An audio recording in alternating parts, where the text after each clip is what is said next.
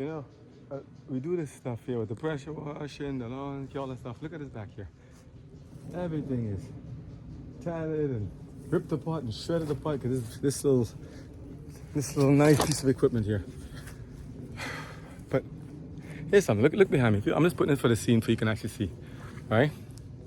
I don't want to put it too close to my face because I actually got a battery still in it. Look back here. I mean, if you can the details, I mean, let me turn it around a second. Look at this. All this stuff you had to go dig up, shred, everything. Just everything overgrowth. And I'm like, so fast. The rain was so plentiful, and the grass loved it, and the sunlight loved it. Everything was plentiful, just wonderful.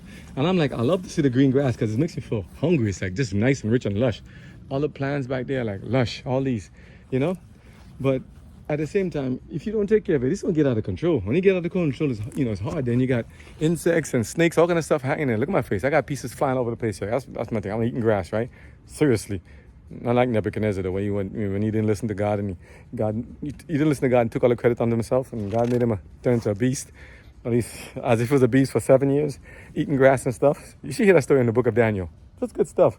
There's some stories that people never talk about. We always hear about Daniel in the lion den and about Shadrach, Meshach, and Abednego. But what about Nebuchadnezzar being turned into a beast? What about Balaam and the donkey talking to him? Because he didn't listen, disobedient to God. Trying to go and curse God's people and God said to bless. You can't go apart from God. But let me tell you this. Looking at this stuff, I'm saying all this stuff you look at it and it's like, oh, yeah, grass everywhere here. Look at it. There's some beautiful colors in the midst of all the green. That's the green. This is one case where you don't want too much green, right? Because, you like green because green is money, right? Well, in this country, but in other country in the Caribbean, they have different colors like pink and purple and all that stuff. But I'm saying currency, you want greenbacks, right? But you're saying, but all this stuff? But I said this to say that, and it's not a funny matter in the sense that I don't do this as comedy. I do this as life. I'm saying, look at this thing here. We thought we had it all in control, trying to keep everything here and everything.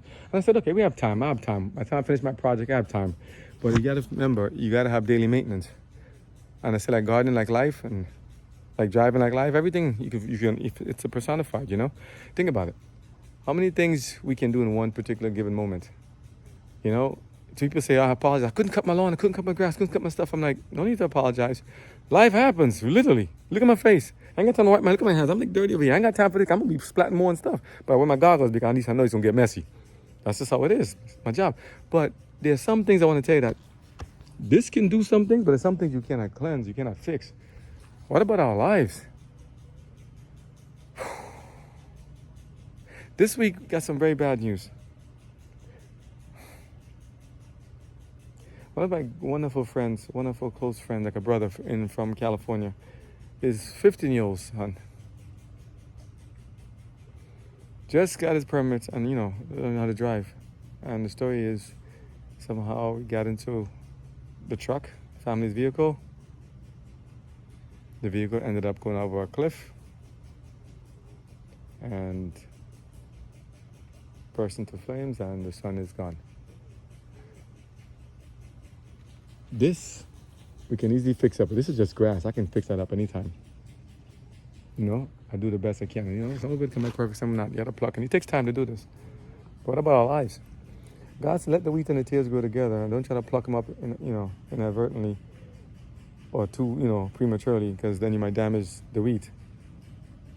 But what about our lives? Sometimes people go through so much stuff in their lives, and it's like, what do you do? What do you tell someone when they lose so much? Like this, you can say, hey, I got you, charge your fee and do this and do that, But a life? What I want to say is, please, remember those around you. Everybody may look like everything's fine and wonderful.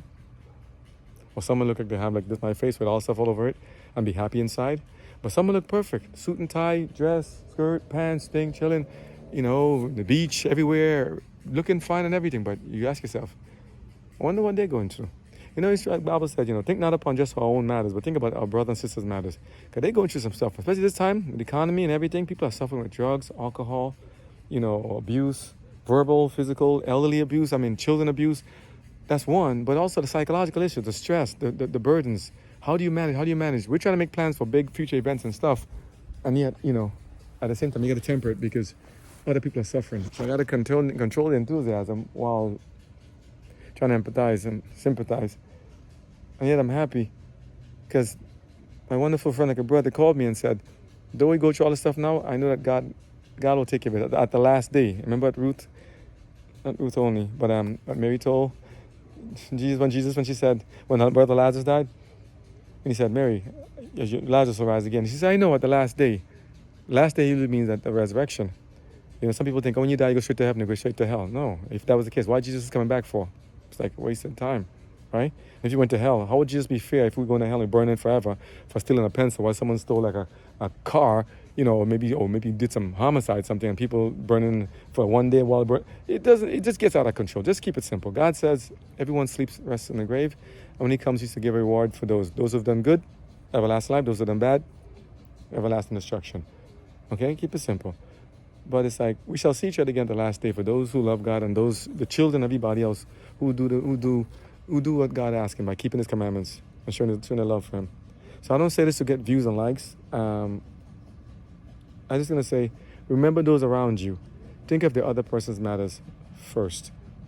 How we can be assistance, a help, a friend, a brother, sister. How we can help them, because you don't know what they're going through. So don't assume because the person cut you off on the road, the person parked in front of you, parked too close to your car, the person, excuse me. Person sneezing in the bus, you get COVID, freaking out. Or the person who may be overweight, the person might be put on, you know, a lot of weight, a lot of bulk and stuff, thinking that, oh, they must eat too much, they must be greedy, they must be obese, they must be this, must be that. Assuming everything about that person. Why can't we assume that shoe fly don't bother me? Every time I make a video, bother me. Lizard too, you know? You listening? Okay. You know, why can't someone assume the best? I hope that person is doing well. I wish them well. And if you can't do anything at all, at least smile. Just say hi, smile. And if you smile, it can make a lot of difference. Now people say you smile and people try to hit on you, or they smile think you're crazy or you're prey. Not everybody is smile. I think that intuition that God gives us kind of lets us know that there's some people who actually need a smile to see that God's still in the picture. And sometimes the last thing or the only thing they may see of God might be just you and I. So you ask yourself, if someone was to look at me today or to hang around with me today, be around me today, would they see God? Would they see God in me and God in you? Not judging you, not judging anybody. God's the judge of all. We're just saying, do we have that much love in ourselves to extend a little extra, a smile of courtesy, do a little favor for somebody else, you know, if we can? If so, kindness. Pass it on. It does matter. Pass it on. By the grace of God, pass it on. We shall catch up. But don't forget those hurting around us. Words can't even express. Many of us have children too, so, yeah. Young ones, many of us have lost children. Loved ones, family members, parents, aunts, uncles, grandparents. Everybody's important. We're not supposed to die. We're not supposed to have loss and pain and suffering. We're not supposed to have all these things like decay and mold and mildew and aches and pains and all these things. We're made to be perfect, beautiful bodies, everything wonderful. You know, like this beautiful tree. You know, I think Malanga is too. But it's the sin thing in this world. It ravages and destroys everything. If it doesn't get in control, it tries to take over everything. Like this beautiful garden that has a lot of beautiful things in it still. But if you let sin, not sin, the grass is that. But just use the analogy. If the grass is like sin and it just starts off in one area, if you don't take care of it before it gets too big, it'll soon take over everything. And soon it muffles and stifles everything. And there's no room. And it chokes out the other things too. So that it grows too much, the other ones die below it. So that all the radiant plants we had before there, look at them, they wilted and they died. No sunlight, nothing. Sin crowds out and chokes out everything of God. Everything, any resemblance of God, it chokes it out. So we don't want sin in our lives. We got to purge sin out. Purge sin out. Sin means anything that disobeys, any action, any deed, action, thought, deed that disobeys God. Oh, whoa. They got to get this. Whoa, that tree just fell off like that. Wow. That tree's a dead tree. Oh, they got to be careful. I gotta warn them back there. Yeah, that one has died. I worry about ours too. This one, you see the branch on there, it falls precariously. They gotta be so careful. When I see them later, that fell behind the fence, but that could hit somebody. Oh man, and the tree's wilting and ready to die.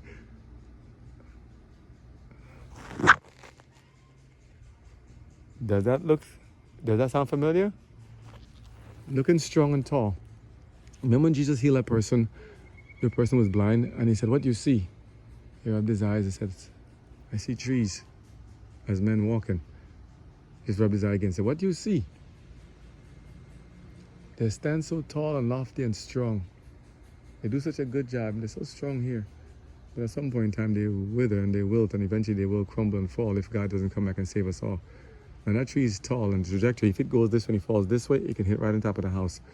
So I'll, if they don't see it, I'll try to go and tell them. It's one of my neighbors, nice family. I'll go tell them, hey, this gonna be that tree is falling apart. They might need to have that thing cut down or something, because that could fall either way. I mean, it could fall in the trench, but you can hurt. But just, I don't know what to say about that one. To be a strong tree, just to be aware, just be conscious. Just be conscious. I'll say that. Just be conscious. I won't say anymore, okay? God bless you. Just take care of yourself. God bless.